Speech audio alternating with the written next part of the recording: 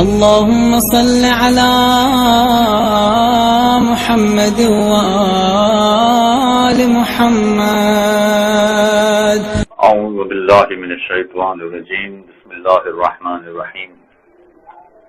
اسلام میں بہت سارے ایسے مقامات ہیں کہ جہاں غریبوں پر خرچ کرنے کے لیے کہا گیا ہے، اور کچھ مقامات ایسے ہیں کہ جہاں پر واجب ہے کہ وہ غریبوں کو دیا جائے.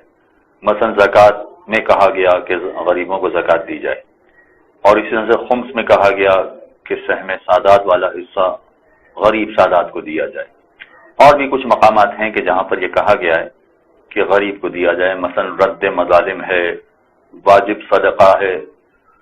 ایسے بہت سارے عنوانات ہیں کہ جہاں پر یہ کہا جاتا ہے کہ آپ غریب کو یہ والی رقم ادا کریں، یہ مال غریب کو ادا کریں.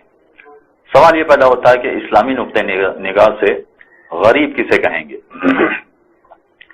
اس لیے کہ ہمارے معاشرے کے اعتبار سے اگر ہم دیکھتے ہیں تو غریب فقط اس شخص کو سمجھا جاتا ہے کہ جو مفلوک الحال ہو، جس کے لیے اپنے اخراجات چلانا بہت مشکل ہو، اور بڑی قسم پرسی کی زندگی بسر کر رہا ہو، مانگ مانگ کے گزارا کر رہا ہو.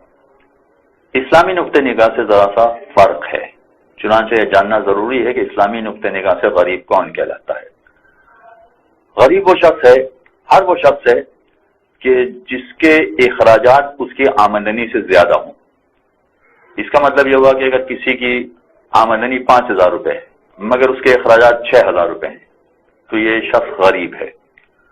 لیکن فقط یہی شخص غریب نہیں ہے، بلکہ اگر کسی کی آمدنی 50,000 روپے ہے اور اس کے اخراجات 60,000 روپے ہیں تو یہ شخص بھی غریب ہے. باوجود اس کے کہ اس کی آمدنی 50,000 روپے ہے مگر اس کے باوجود یہ غریب ہے، اس لیے کہ اس کے اخراجات چلانے کے لیے اسے 60,000 روپے کی ضرورت ہے. اگر کوئی اعتراض کرے کہ صاحب پھر تو ہر آدمی اپنے اخراجات بڑھا لے گا اور غریب بن جائے گا، یہ ایسا وہی کرے گا کہ جو کمزور قسم کا آدمی ہوگا، پست قسم کا آدمی ہوگا، وہ یہ کام کرے گا. اور پھر یہ کہ کوئی ضروری تو نہیں ہے کہ ہر ماہ اسے کوئی نہ کوئی امداد کرنے والا مل جائے. لہذا عام طور پر لوگوں کا طریقہ کار یہ ہوتا ہے کہ جتنی آمدنی ہوتی ہے اتنے اخراجات رکھتے ہیں، اس سے زیادہ اخراجات نہیں رکھتے. لہذا اگر اس کی آمدنی اس کے اخراجات کے برابر ہے تو وہ غریب نہیں ہے، لیکن اگر اس کی آمدنی اس کے اخراجات سے کم ہے تو یہ غریب ہے. چاہے پھر اس کی آمدنی بہت زیادہ ہو، اور آمدنی جس کی زیادہ ہے اس کے پاس وسائل بھی ہوں. وسائل کا مطلب ہے اس نے موٹر سائیکل رکھی ہوئی ہے، گاڑی رکھی ہوئی ہے، مگر اس کے باوجود وہ غریب کہلائے گا، اس لیے کہ اس کی آمدنی کم ہے اس کے اخراجات کے اعتبار سے. ہم اگر یہ بات پیش نظر رکھنا ضروری ہے کہ جب ہم یہ کہہ رہے ہیں کہ آمدنی 5,000 روپے اخراجات 6,000 روپے ہیں، یا آمدنی 50,000 روپے ہے اخراجات 60,000 روپے ہیں، تو یہ فقط 10,000 کی حد تک غریب ہے.